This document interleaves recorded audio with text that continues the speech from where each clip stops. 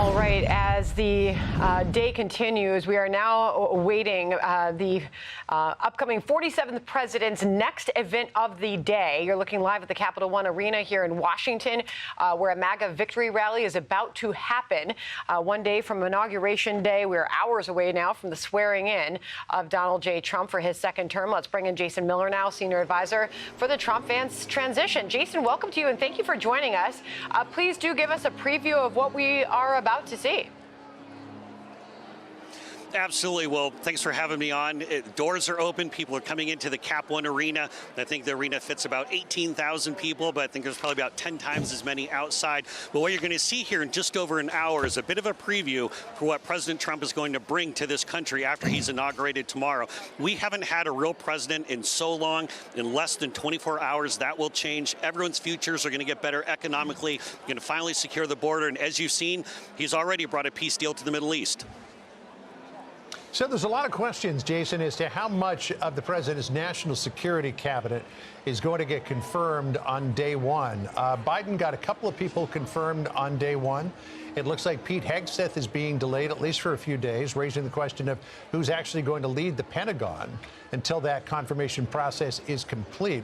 Why aren't more of the president's national security team being confirmed tomorrow?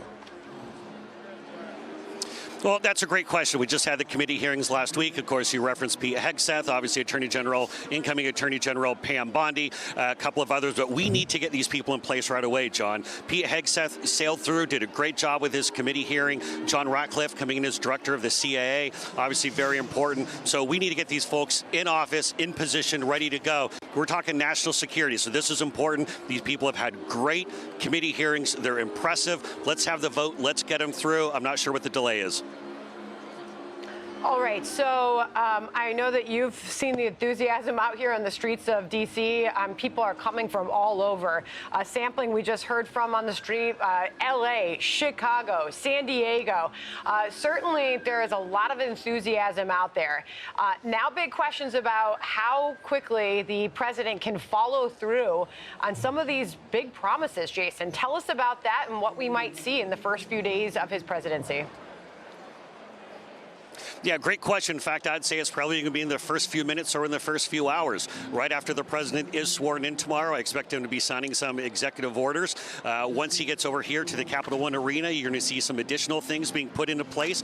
But when we talk about securing border, putting those border policies back in place, remain in Mexico, ending catch and release, also as we start going to some of the energy deregulation so we can bring down the cost of energy in this country. But even, too, we're going to start destroying DEI and all this wokeism that's infected the government.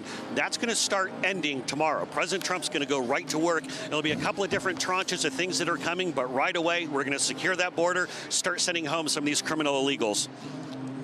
All right, now let's talk about something that's very important to young voters across the country, and that is the fate and the future of TikTok. People who tried to get on the platform this morning saw this. Sorry, TikTok isn't available right now.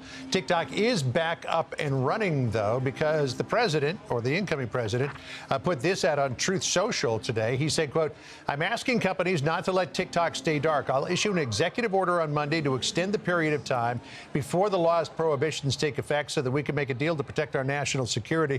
My initial thought is a joint venture between the current owners and or new owners, whereby the U.S. gets a 50% ownership in a joint venture set up between the U.S. and whichever purchase we so choose." How is this going to work, Jason? Well, some of that I'm going to leave up to the White House counsel's office, as they're the ones who will actually be doing this. But the important thing for people to realize is this means that talks and negotiations are underway. Because if you remember a couple years back, TikTok already moved the housing of the domestic data to Oracle. So that resides here in the United States. Obviously, they're talking about changing the operational control of the company. That's ultimately going to be up to TikTok and with their parent company to do. So we remove that from foreign ownership and have that something that where it's in the U.S. and everyone can be safe and secure. secure with it. But, John, President Trump has been very direct on this, even earlier today, saying that he's going to make sure that we save the platform. I think it's important, but we have to make sure that we keep security first and foremost. But there are a lot of young people out there. John, I have a 16-year-old in the house who came in this morning and said, Dad, TikTok doesn't work.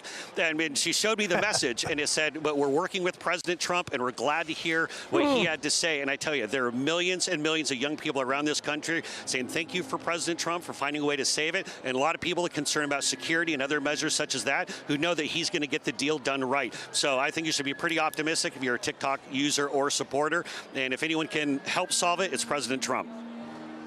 Well, we have 13-year-old twins who are not allowed to go on TikTok, so best day for us. Exactly. There are some saying that. That is true. Jason, just to your point, there are millions of people, though, all over the country who are watching this moment. There are thousands of people taken to the streets of D.C., coming in from all over the country to watch what is about to happen, the swearing in of Donald J. Trump. You speak to the president intimately often. What would his message, or what is his message to all those who are watching this moment today?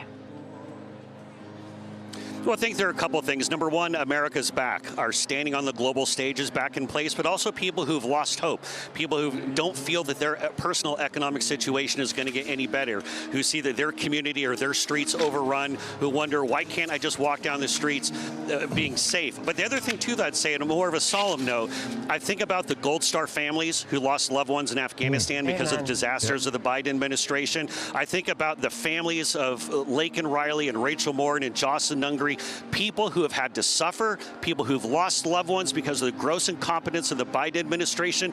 You're not forgotten. Your loved ones are not forgotten. And President Trump is going to secure the border and make sure that never happens again. So my heart really goes out to those people. I know it's a tough moment for them, but just knowing that President Trump is back and that he's going to get this country in the right direction.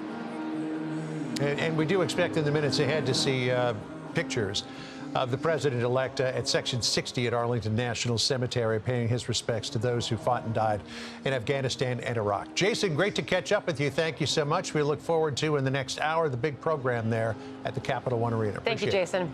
Hi, everyone. I'm Brian Kilmeade. I want you to do me a favor. I want you to click to subscribe to the Fox News YouTube page. This is the only way that I know for sure that you're not going to miss any great commentary, any great news bites, any great interviews coming your way on Fox. You can get it all here on YouTube. So subscribe right now.